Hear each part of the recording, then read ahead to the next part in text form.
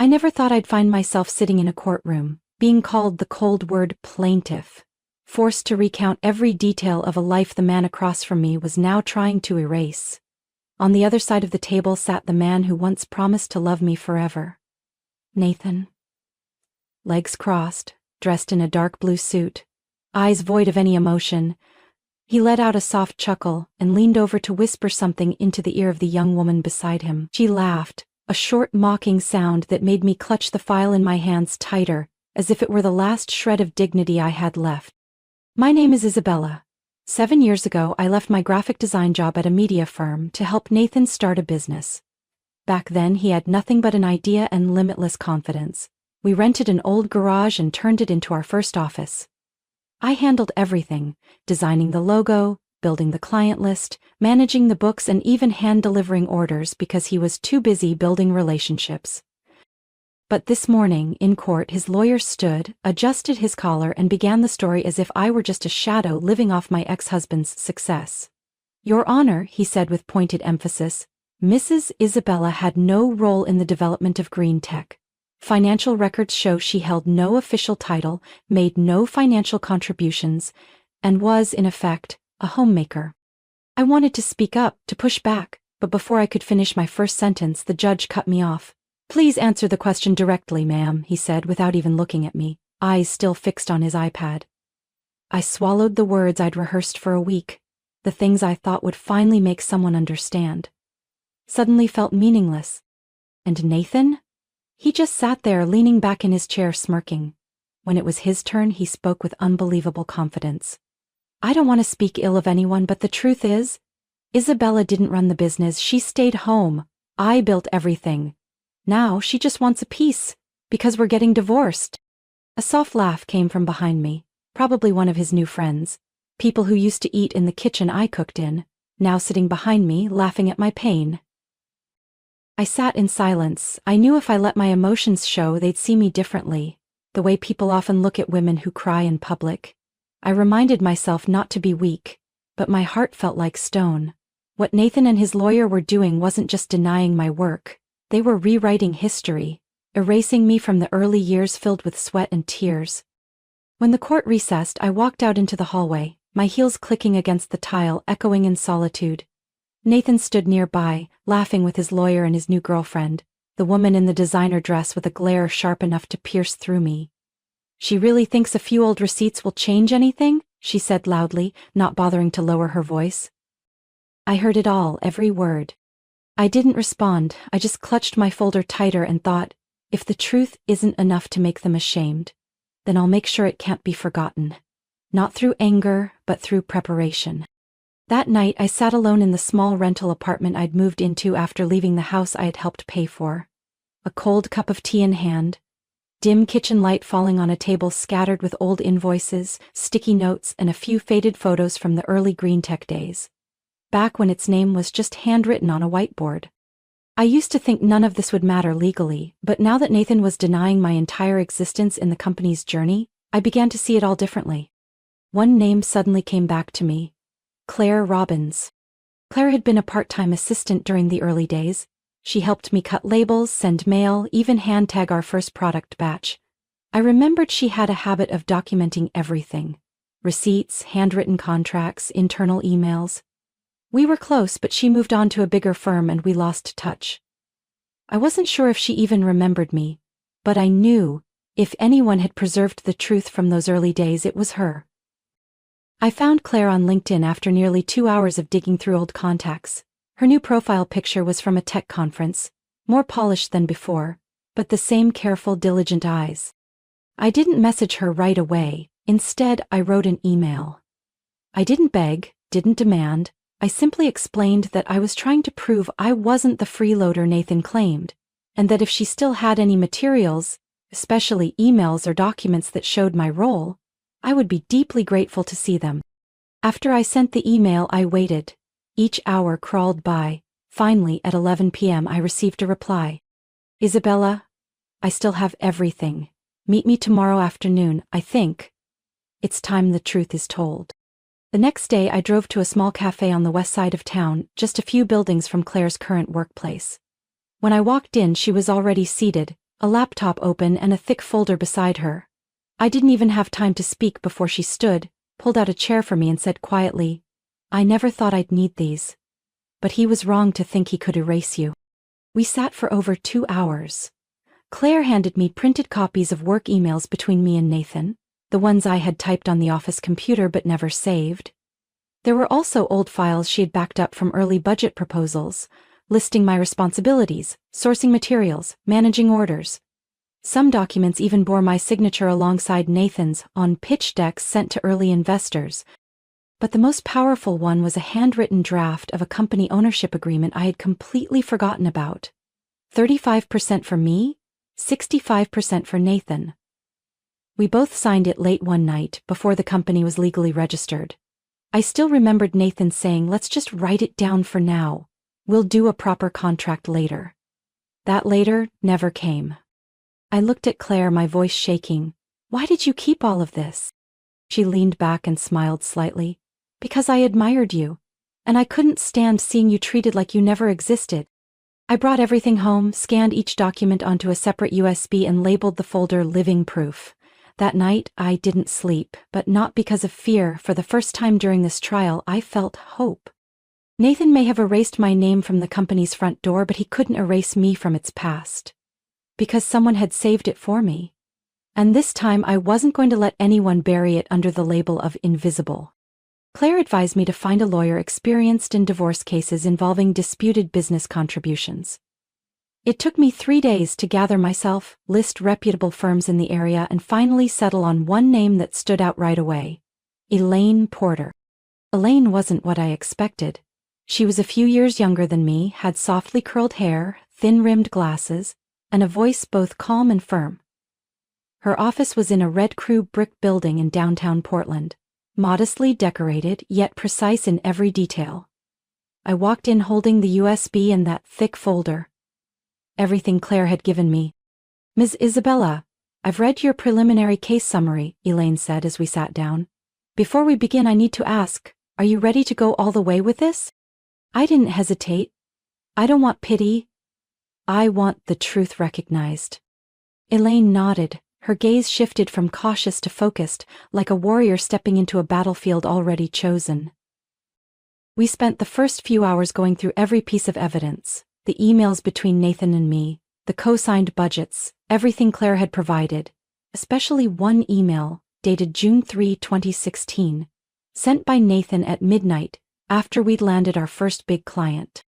"I don't know how you pulled off that inventory mess, but you just saved this company. Without you, Green Tech would probably be under a bridge right now."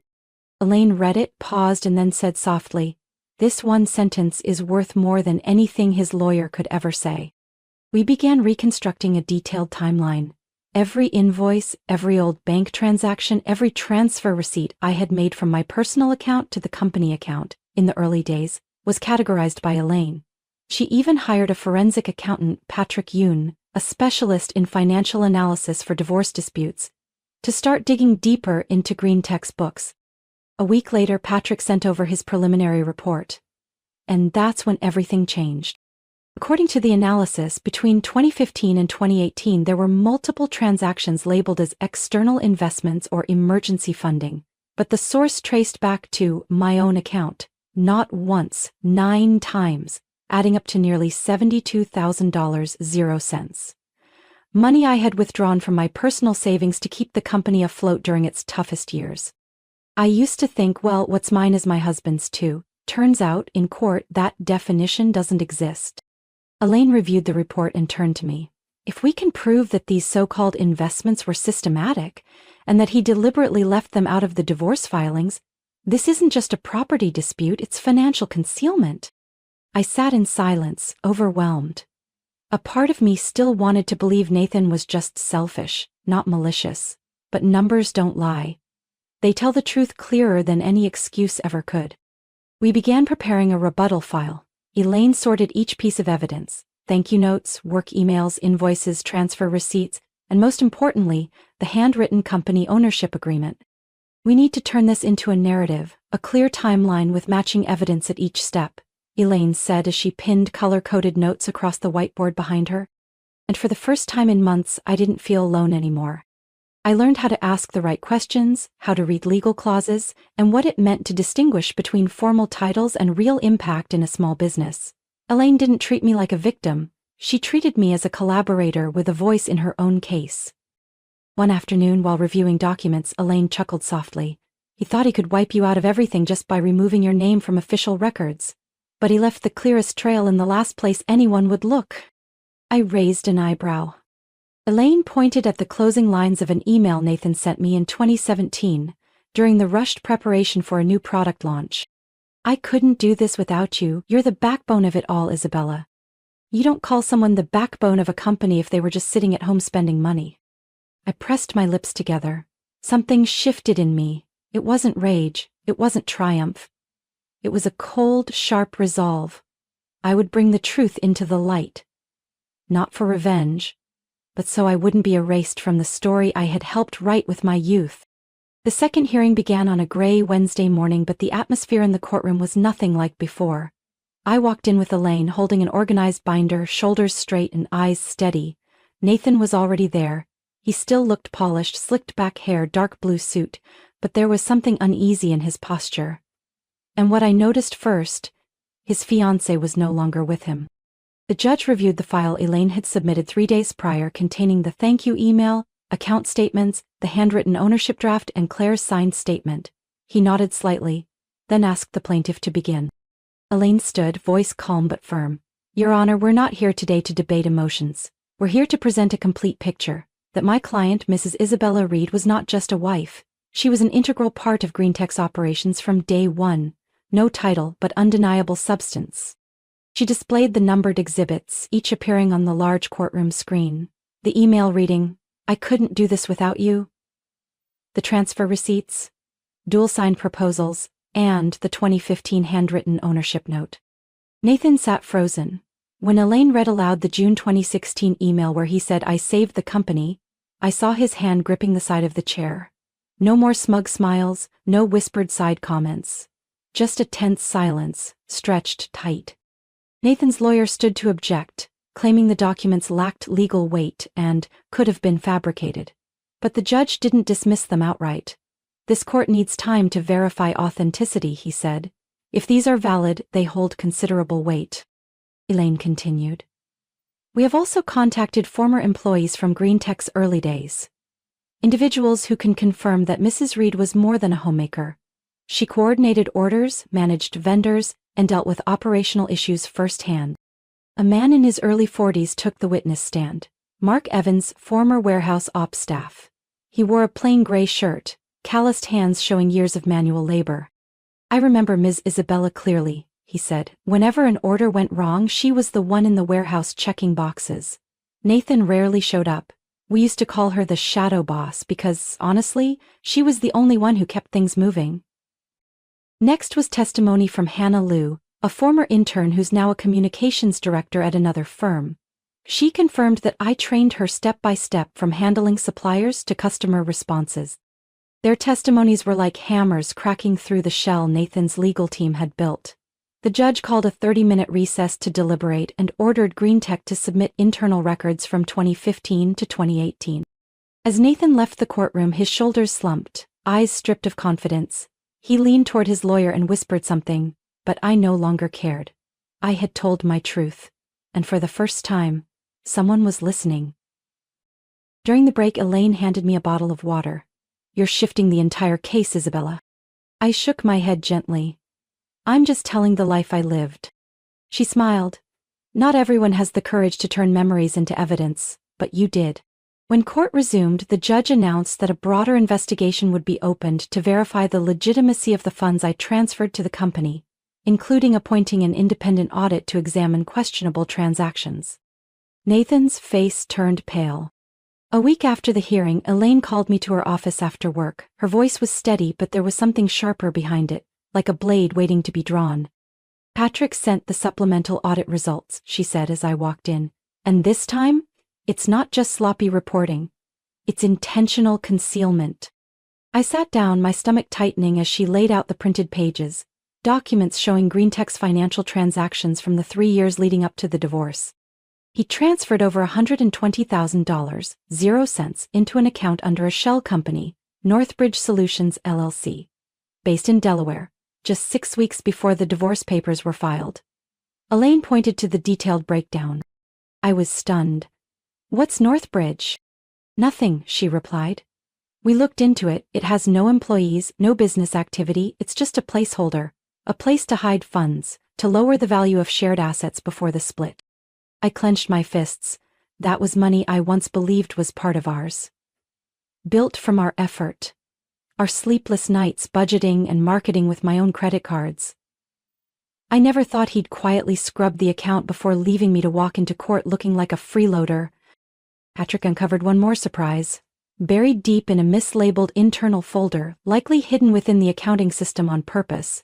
It was a file titled 2015 Capital Advance Personal, clearly documenting an $18,750 0 cents transfer from my personal account to the company's, used to pay for the first equipment order with our supplier. That transaction was never disclosed in any of GreenTech's financial statements during the asset division. Do you remember making this transfer? Elaine asked. I nodded slowly. He said there was an issue with his bank. I pulled money from my savings so he could sign the contract early, and then I didn't think about it again. Elaine crossed her arms, her expression tightening. But he thought about it. And he recorded it. He just never shared it with anyone.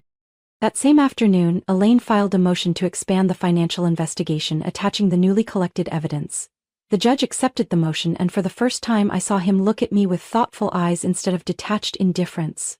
He ordered Nathan's team to submit all financial records dating back to 2015, including correspondence with his personal financial advisors, within 7 days. At the next hearing, I was no longer the one being questioned, I was the one awaiting answers. Nathan arrived late, looking exhausted, his tie loose, dark circles under his eyes. His lawyers scrambled to organize papers as Elaine began presenting the new findings to the court. Your Honor, she began, we are not only outlining the concrete contributions my client made in building this company, but we are also presenting evidence that the defendant intentionally concealed marital assets by moving funds into an offshore account disguised as a shell company.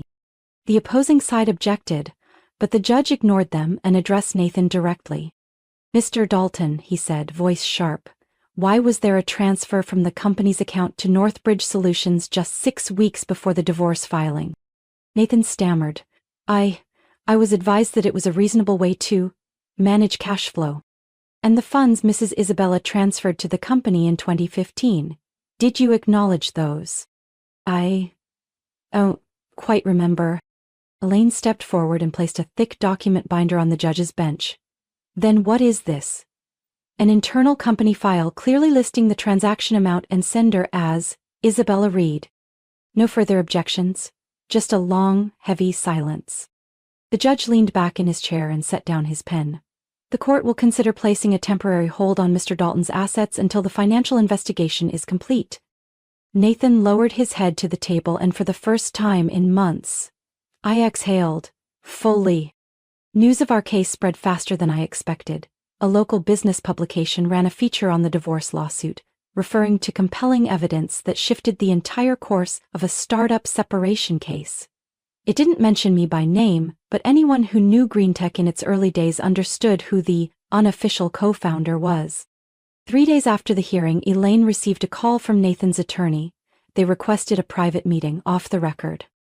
We agreed. The meeting took place in a quiet conference room on the 18th floor of a glass tower. Nathan was there with just his lawyer, both visibly uneasy. Elaine sat calmly beside me, composed as if she already knew exactly what would be said. We're offering a one-time payment of $780,000 0 cents, Nathan's lawyer began. In exchange, your client agrees to waive any co-founder claims and to keep the matter private. I didn't need to hear more. I turned to Elaine and gently shook my head. She understood immediately. No, she said firmly. My client is not looking for a payout in exchange for silence. She wants the truth formally recognized. That can't be bargained away. Nathan didn't look at me. For the first time he had nothing to argue, nothing to pretend. I remembered those nights when we folded flyers in our living room and he'd joked that someday he'd write a memoir and dedicate the first page to me. Now, when all I wanted was to have my name acknowledged, he tried to erase it. as if I never existed. 1 week later, the final ruling was issued. I was present in court alone this time. Elaine said I didn't need to be there, everything was already clear, but I knew I had to hear it with my own ears. I needed to hear the judge say the words I'd waited 3 years for. The court finds, the judge began, that Mrs. Isabella Reed made substantial, continuous and systematic contributions to the formation and growth of Green Tech. He looked up and straight at me.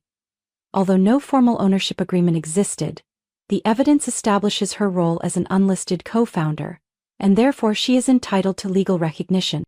My chest felt like it finally opened up. Not from victory, but from finally no longer being a shadow in the story I helped write. The ruling included full reimbursement of the $72,000 0 cents in personal funds I had transferred from my savings account, along with an additional compensation equal to 28% of the company's value based on the audit report. An amount Elaine had demonstrated matched my operational role in the first 3 years. The court also ordered Green Tech's internal records to be amended to recognize me as one of the original founders, even though I no longer held any shares. I left the courthouse in silence, no reporters, no crowds, but my steps were lighter than ever. That day, when I returned home, there was an envelope on my doorstep. No name, just a handwritten note. I owe you an apology. Inside was a small letter. It was from Eliza, Nathan's former personal assistant. The same woman who had once smirked at me in court. I read the documents released by the court. I had no idea the truth had been so twisted. I'm sorry I believed the wrong story. And thank you for not staying silent. I folded the letter and tucked it into the drawer beside my desk, not because I needed the apology, but because I wanted to remember. When one person dares to speak up, another can find the courage to face the truth. A few weeks later, Green Tech quietly removed the entire Founders section from its official website. In the new About Us page, they listed individuals who laid the foundation of the company, and my name, Isabella Reed, appeared first. No fireworks, no celebration. Just one bolded line still and silent on the screen. And for me, that was enough. Nearly a year after the ruling, I stood backstage at a conference center in Seattle, holding a stack of notes, my heart surprisingly calm. A young woman in a beige blazer walked over, smiled softly, and clipped a mic to my collar. "Ms. Isabella, you're on in 15 minutes, the whole room's excited." I nodded in thanks and turned to the mirror. Reflected back was a 39-year-old woman. No longer the forgotten assistant, no longer the wife behind someone else's company. It was me, a woman who had learned how to reclaim her voice, and now was sharing that strength with others. The conference theme that day, the forgotten voice, and how to reclaim it. As I walked onto the stage, the lights hit my eyes, but I didn't blink. I looked out at the audience, young women taking notes, middle-aged women leaning into each other, and even a few men nodding respectfully. No one knew my full story, but they came to hear the truth, that too many had once ignored. I was once called irrelevant, unimportant, a burden, I began, my voice steady and clear. But the scariest thing isn't when others diminish you. It's when you start believing they're right. I spoke about my journey, from late-night contract writing to draining my savings account, from courtroom dismissals to the moment a judge read my name as a co-founder. I didn't aim to make anyone cry. I just wanted them to understand one thing. Silence is never the way to hold on to who you are. When I finished, the room rose in applause. A young woman came up and hugged me tightly. "I was about to leave my startup," she said, "because everyone said women don't belong, but thanks to you, I'm not walking away." That night I returned to my hotel, opened my laptop and stared at the words I had just typed. Reed and Rise Consulting, because your voice builds foundations. I hadn't decided to start a company just yet, but I knew this time the dream wouldn't be borrowed and my name would be the first one signed. 3 months later, I officially launched Reed and Rise Consulting, a small but ambitious firm dedicated to helping women navigate startups, financial disputes, and the kinds of legal situations they once feared facing alone. My first client was a single mom named Danielle, whose ex-boyfriend had taken full control of the profits from the cafe they opened together.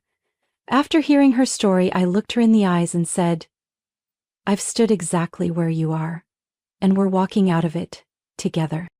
I didn't just work, I started writing. My pieces on invisible labor, uncredited intellectual ownership, and the importance of clear agreements from the start were shared thousands of times. A small business journal called me the woman redefining unofficial contributions in startups. I didn't give interviews, I just kept going, quietly, because I knew it wasn't my name that needed to be heard, it was the lived experiences of thousands of women who had been erased from the dreams they helped build. One late autumn afternoon, I returned to my office after signing a new project and found a bouquet on my desk. No card, just a small handwritten note. Thank you for not staying silent, for going first and clearing a path for those still afraid to stand. JM. I didn't know who JM was, but I smiled. Because I understood sometimes the biggest win doesn't happen in court. It happens when your story becomes the reason someone else starts theirs. On a winter afternoon, while I was editing a presentation for an upcoming seminar in Denver, Elaine called. "You're not going to believe what just happened," she said, her tone playful. I put her on speaker while still typing. "You know I've learned not to be surprised anymore." "Well then, what if I told you? Nathan just resigned as CEO of Green Tech." I froze. For a moment the room felt still, like sound itself had disappeared. "Official reason is personal stress and a desire to focus on himself," Elaine continued. "But word is the board's internal audit and extra financial reviews had a lot to do with it." I didn't feel triumphant. Honestly. I just sat there, watching the soft light stream through the white curtain, and felt something deep. Not victory, but closure. I never wanted him to fall. I just wanted to be acknowledged for being there. And now, I didn't need words to prove it. The action spoke louder. From a company that once denied my role, to hundreds of messages filling the inbox at Read and Rise. One of them was from Juliet, a schoolteacher in Wisconsin. She wrote, "I used to think I shouldn't ask for anything because people told me I was just a wife. But after reading your article on invisible contributions, I spoke up when my husband tried to sell our home without asking." Your lawyer was right. When one person speaks, others find the courage to live honestly. I printed that letter and pinned it beside my desk, not out of pride, but to remind myself, this path I walked wasn't just for me. Every time I share my story, someone asks, "Do you ever regret not speaking up sooner?" And I always answer honestly, yes, but I'd regret it more if I had stayed silent forever. I used to think my worth only existed if someone else acknowledged it, but in the end, I realized it was never gone. It had just been buried under raised eyebrows, dismissive looks, and sweet words meant to keep me behind the curtain. And I, out of love, out of trust, out of fear of conflict, once accepted that. Not anymore. Because the truth, no matter how long it's buried, rises like spring water from the earth. I didn't write a book. I didn't want to be anyone's role model. I just told a story many women have lived but never dared to say out loud. I never mentioned Nathan by name in any of my talks, not out of avoidance, but because I knew people wouldn't remember me for who denied me, they'd remember me for choosing not to deny myself. Near the end of the year, I returned to the old house in North Portland, the one Nathan and I lived in during our early years. The new owners had remodeled most of it, but the white fence was still there. I stood at the gate for a long time. I didn't knock. I just looked. I used to think that place was my ending. Now I understand, it was just a pause. On the drive home, I rolled down the window. The wind was cold but calming. I smiled. No more bitterness, just release. I know I can't turn back time, but I can keep moving forward, day by day, with the belief that my voice has weight, and the truth I held on to was never meaningless. Some wounds never heal the way people expect, but some scars, when acknowledged, become badges. And I carry mine not to show off but to remind myself. I walked out of the shadows, not with hatred, but with the light I made for myself. Isabella's story is proof of a truth that never changes. Real worth doesn't lie in titles or outside recognition. It lies in one's conviction and belief in themselves. Despite being dismissed, overlooked, or erased, she chose to rise. Not for revenge, but to reclaim her voice and dignity. In a world where silence was once considered safe, Isabella showed that sometimes speaking up is what opens the door to true freedom. What do you think of Isabella's journey? Have you witnessed or experienced something similar? Share your thoughts in the comments. And don't forget to follow the channel for more powerful emotional stories about life and family.